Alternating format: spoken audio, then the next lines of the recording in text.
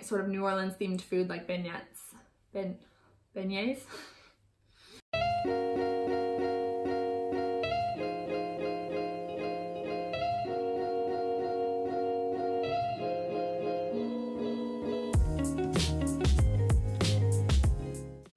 Hi guys, welcome to my channel. If you're new here, my name is Madison, and if not, welcome back. Today, I'm really excited because this is the very first ever Top 10 Tuesday. So I mentioned in my intro video that this is a series I run on my blog. Every Tuesday I talk about my top 10 favorite something. I've got lots of lists planned, lots of cool different things to talk about, but this week is going to be my top 10 favorite Disney World resorts. This is such an easy one to talk about, and I feel like everybody has sort of their unique favorite. So I'm just going to be giving some insight onto what are my top 10 Disney resorts and why I like them, sort of what they have to offer, and why I've chosen these as my top 10. So without further ado, let's get into it. Number 10 is Disney's Contemporary Resort. I do think that it's such a classic. It's true historic Disney. It definitely gets points for location. It's got the best location if you're interested in the Magic Kingdom area because you can walk. It's such a cool resort. It's got great restaurants and it's got the monorail running right through it. So that's one of the coolest things. I remember growing up and going to Chef Mickey's every single time we visited, and watching the monorail go through was just the coolest thing. So definitely deserves a spot on this list.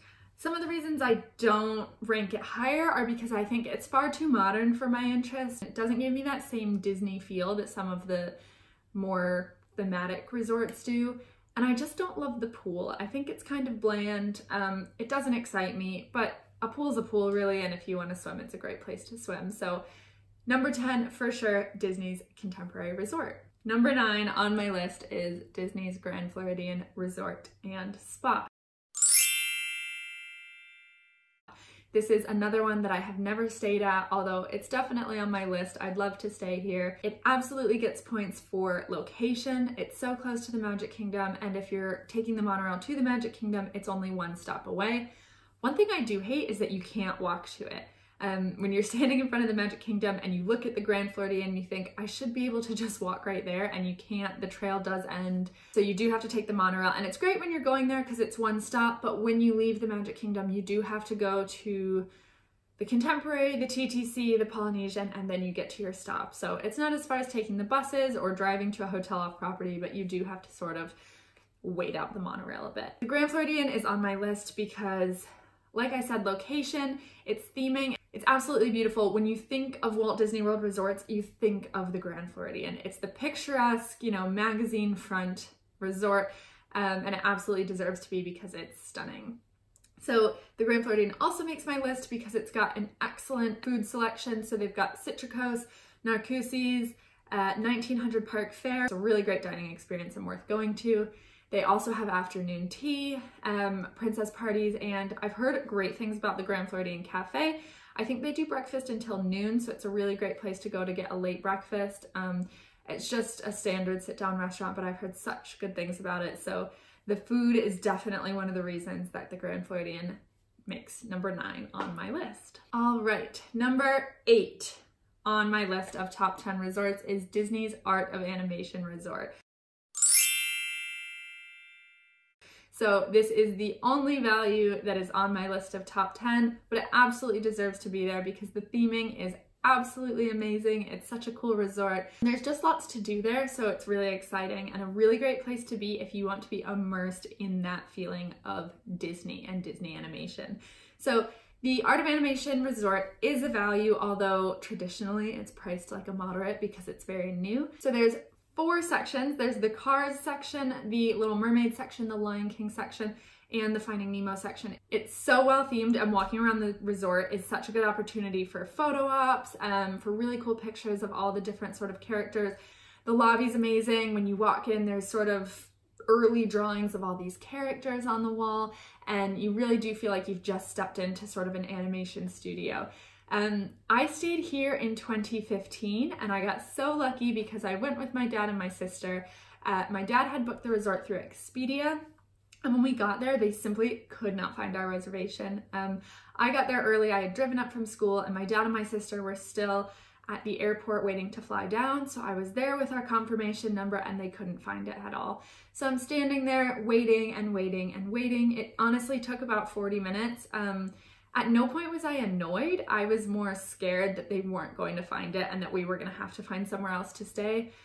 But they found it. They made a little bit of magic for us and they upgraded us completely for free to a family suite. So we were meant to be, I think, in the Finding Nemo section, but we were upgraded to the Lion King section, which is where the family suites are. So we had a bedroom, we had a pull-out trundle bed, and we had sort of like a kitchenette area. So it was really cool to be able to do that for free because that's something we would never really spend our money on, is going to the family suites.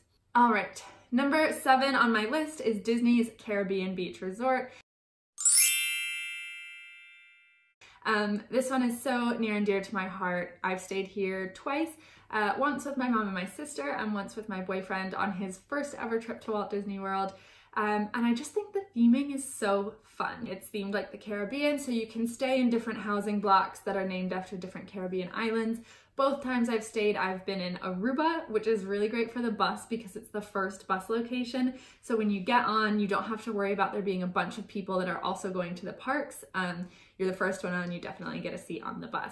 It's also not too far of a walk from the pool. And one of the things I really like about the pool area, besides its amazing pirate theming, is the fact that the food court is right next to it. At Coronado Springs, the pool is on one side of the lake and the food court's on the other, so you do have to have quite a walk if you want to go have the full food selection apart from what's offered in the pool area. But at Caribbean Beach, they're right next to each other. Everything's in this sort of central hub. I think it's called Port Royal, and it's just all right there together. I also think the resort is just so relaxing. They have hammocks on the beach in front of the lake. You can sort of rent paddle boats to go out there, and it really truly does feel like you're in the Caribbean. And there's more. As a plus, the Caribbean Beach Resort is going to be the hub for the new Skyliner system. So in the future, more guests will be passing through it, which is not great for crowds, but it will be a really convenient resort if you're interested in going to Epcot or Hollywood Studios because it'll have access to both just after a quick Skyliner ride. So definitely a place that I'd look forward to going back to. And definitely worth staying. If I haven't mentioned yet, it is a moderate, so it's more fairly priced than the deluxe resorts, but it really does feel like such a nice resort. It's absolutely true Disney magic, feels like the Caribbean. All right, number 6 is Disney's Boardwalk Inn. This is one of my absolute dream resorts. I've never stayed at this one, but I've spent quite a bit of time there. It's a deluxe resort, and just like its name, it's on the boardwalk, so it's themed after the Atlantic City Boardwalk. It's walking distance to Epcot. It's walking distance to loads of restaurants that are right there on the boardwalk, as well as restaurants in the Yacht and Beach Club Resort. So you do have so much access to food, and it's going to be walking distance to the Skyliner system once that gets up and running. So really, really great because you can walk to 2 parks, you can take the Skyliner to 2 parks. It's really the hub of everything that's going to be going on outside of the world of Magic Kingdom. So I think the boardwalk's really exciting because of how much there is to do just at the resort and on the boardwalk. They have sit-down restaurants, they have character dining restaurants, they have pizza windows, Ample Hills Creamery if you want ice cream, there's a bakery. One complaint I have heard is that they don't have a quick service location, so if you do want breakfast at the resort, you do have to go down to the bakery or one of the locations on the boardwalk. But I don't think this would be a huge problem for me because I love just having coffee and sort of a Danish or something like that. There's a lot to do during the day. The pools are great, besides the fact that it has a really creepy clown slide in the main pool. You can go for a run on the boardwalk. You can rent Surrey bikes with the family where all 4 of you can fit on the bike and sort of pedal around to the Swan and Dolphin, to the Yacht and the Beach Club, and anything like that. And then at night, the boardwalk sort of comes alive with more guests and events. There's usually magicians or performers just free on the boardwalk that you can walk around and watch and get free entertainment. So it's a really cool place to stay. Definitely somewhere I'm looking forward to staying, and hopefully somewhere I'll be staying in the near future. But yes, absolutely deserves a spot on this list as number 6. All right, number 5 is Disney's Port Orleans Resort, French Quarter. I've stayed at this resort twice and I absolutely love it. It is a moderate and I I mean, I do understand why, but I don't understand why, because it is an absolutely magnificent resort. I feel like it's on par with a lot of the deluxe resorts, and I wouldn't hesitate to stay here again over some of the deluxe resorts. So truly a really amazing resort. It's themed like New Orleans, and so since The Princess and the Frog came out back in 2008, I think, they've worked a lot of Princess and the Frog theming into it, but it doesn't feel in-your-face Disney. So the quick service restaurant is absolutely great. When I stayed there the first time in 2016, it was under renovation, and so they had sort of a quick service sit-down combo going on where you ordered off of a menu with a host, and they put that in through to the kitchen, and then the kitchen would bring your food out to you at a table. Now it's a quick service, just like in the values, where you walk up and you just order a plate at one of the different stands in the sort of food court area. But I do think the options that they have there are really nice and definitely really great food. The other great thing about the Port Orleans Resort is that it is so close to Disney Springs, so you can hop on a quick boat and go right over there, and my family loves going to Disney Springs, so that's something that's important to us, is accessibility. And it does seem kind of removed from the hubbub of the Walt Disney World Resort. So you don't have a bunch of people walking around exploring because it is removed. It's your resort, it's for the guests that are there, but they have horse and carriage rides, they've got s'mores roasting, movies under the stars, you can take the boat to Disney Springs. There's really so much to do, and it's just such a nice place to stay. So number 4 is my new DVC home resort, and that is Disney's Wilderness Lodge. I'm sure it will quickly rise on my list as I stay here more often in the future. Disney's Wilderness Lodge is the first ever resort that I stayed at on Disney property back in 2010? Yeah, 2010. And it just absolutely blew me away. We were really fortunate in a weird way when we came the first time because it was really cold, but cold weather is perfect for the Wilderness Lodge because it's just so cozy. There's fireplaces in the lobby and places that you can sort of snuggle up in, and it's just such a nice place to stay. The theming is absolutely amazing. It was designed by the same sort of head Imagineer that did the Animal Kingdom Lodge and Aulani, so you do see similarities between those, but the lobby is stunning when you walk in. Everything's right there as well. So one thing I really like is that you don't really have to leave the building to get to where you're going within the resort. So if it's raining, that's a really nice perk. The pool is amazing, the dining options are amazing, and now they have storybook dining, which is something I really, really hope to do next time I go. And that's dining with Snow White, Dopey, and the Evil Queen. So they've got a character dining experience. They've got the Whispering Canyon Cafe where they sort of make fun of you in a nice way during your dinner. And if you like ketchup, that's the best restaurant to go to, and you'll find out why when you go. And the location is also really great. It is right by Magic Kingdom, but it's not on the monorail loop. So again, you sort of have that private, removed feel where there's not all sorts of guests walking around your resort exploring like there would be at the Polynesian, the Grand Floridian, or the Contemporary, but you're still close enough that you can just hop on a boat and zoom right over. And the best part is that you actually go through security before you get on the boat. So by the time you get to the Magic Kingdom, you just walk right in. You don't have to worry about the security queues. It's really great. Okay, number 3 on my list is Disney's Animal Kingdom Lodge. This resort is simply the coolest. Again, it was really hard to put this at number 3 because it is so amazing. I've stayed here twice. Both times I've been fortunate enough to have Savannah views. Thank you so much to my CP discount. I did not have to pay full price for those. But I think it's the best resort to stay at if you're not planning on doing the parks every day. If you have a Savannah view, you will want to stay in your room with a cup of coffee or with a refillable mug and sit on your deck and just watch the animals. They are live animals, so Disney can never really guarantee sort of what they'll be doing, but you're always, you know, gonna see something that's really exciting. If you don't have a Savannah view, if you have a pool view or a standard view, you can still walk around loads of areas in the resort and catch animal sort of encounters. So if you go into the main lobby and then outside through the doors, you can sit on rocking chairs out there and just watch the animals as well. And for guests of the resort, you can take a nighttime safari tour. So that's something you can sign up for at the concierge. and go out actually onto the savannah and see the animals. So that part is amazing. The animals are amazing and the food is amazing.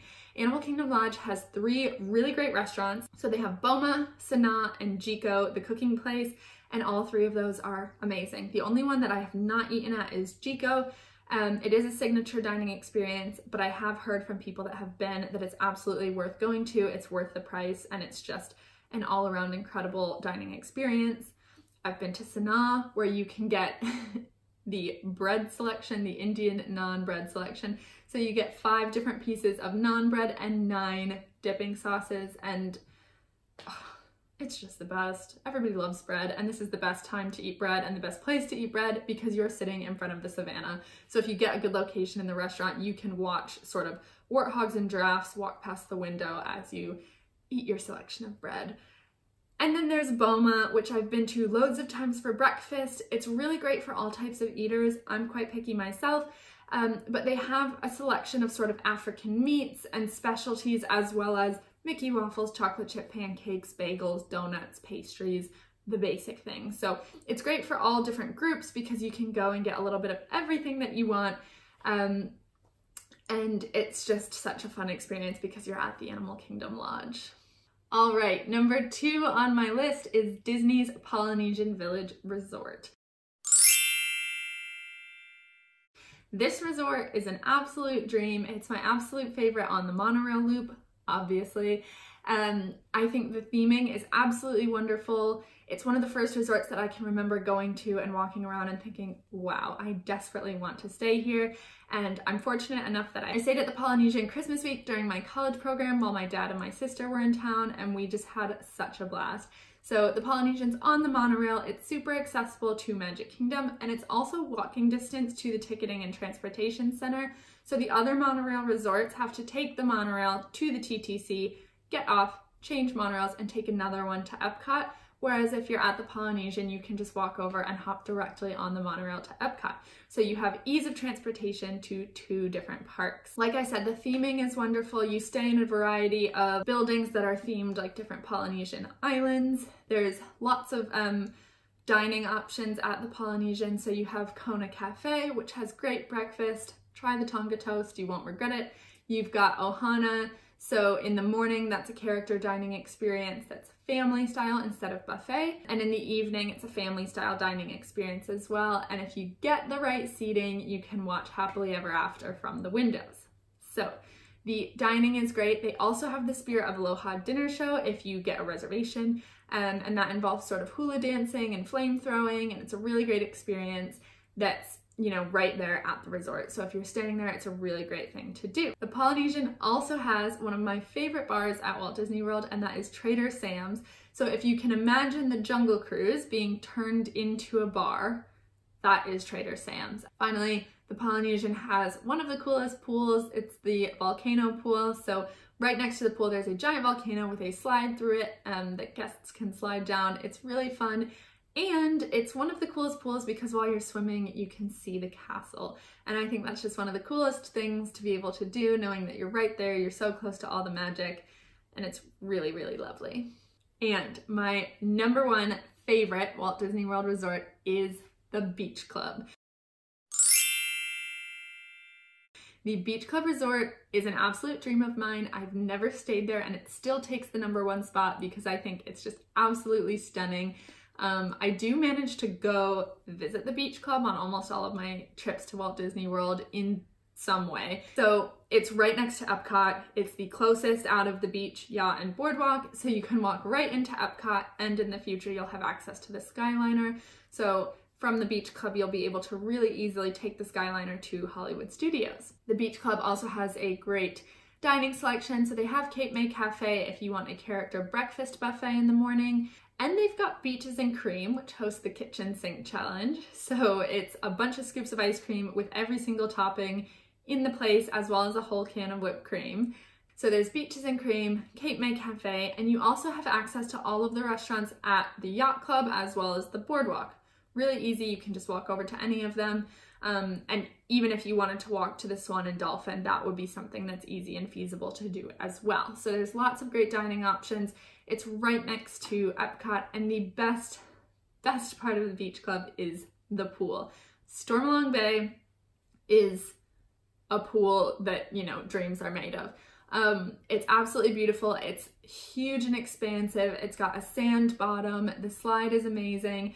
And it's the only pool that they actually will scan guests' magic bands to get into, because so many people want to come here and sort of experience it and swim for free. So there's absolutely no getting into it. You cannot even hop, if you're a DVC member, to this pool. You have to be staying at the beach club and the yacht club. They've got a bar and a quick service food location at the pool, so that's called Hurricane Hannah's, and you can really spend the whole day there sort of exploring and enjoying yourself and taking in the Florida sunshine without feeling the craziness of the parks. So those are my favorite Walt Disney World resorts, and now I'd love to hear what yours are. If you drop them in the comments below, tell me what resorts you love, what resorts you don't love.